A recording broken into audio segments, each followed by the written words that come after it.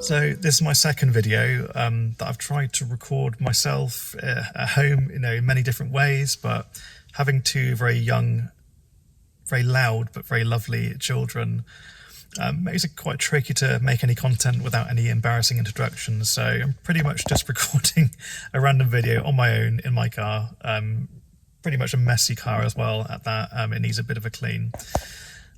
So yeah, my second video is about imposter syndrome.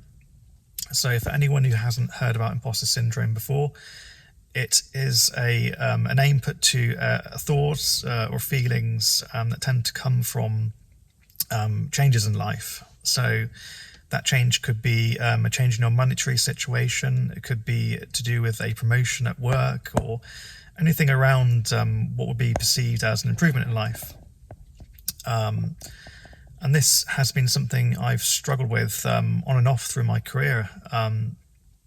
You tend to kind of doubt yourself, really. Okay, well, I finally got to here. Is this really right? Because, I've kind of crossed that threshold. I've broke through that barrier. But, will it last? Will it get taken away? Will something bad happen? Will a black hole open up and swallow up the entire universe just because I've done this one little thing? Yeah. That's kind of redolent of my background, really. And, imposter syndrome itself is, it links to people of a lower class background more often than not, but not always. And from the background that I'm from, my societal expectation, what the world expects of me to perform within a certain box, certain kinds of careers, to be earning X, Y, and Z money, to be working, simply just enjoying yourself and enjoying your job, basically. Breaking through that kind of barrier, that's taken a lot of work, has kind of led me to kind of think, what could go wrong? Will it get taken away, etc., etc. So my kind of more recent solution, it seems to work for me, but maybe not for all, is simply remember the context. Where did I start? What did I feel doing what I was doing when I started? Why did I make that change? Why did I want to be happy, and how did I find that happiness? When you apply that to what you're doing now, you can see that journey. You remember every single footstep that you've made, every mistake that you've made, and can really I suppose it can really ground you when you begin to doubt yourself, when things have changed. And I've been fortunate, the last few years I've progressed. I've, worked in some really amazing roles for some really amazing people. I'm really grateful for that. And I kind of need to be kinder to myself, really, and stop kind of doubting my perceptions of kind of where I'm at and where I'm hopefully going. Because I have a long way to go. There's a lot to learn.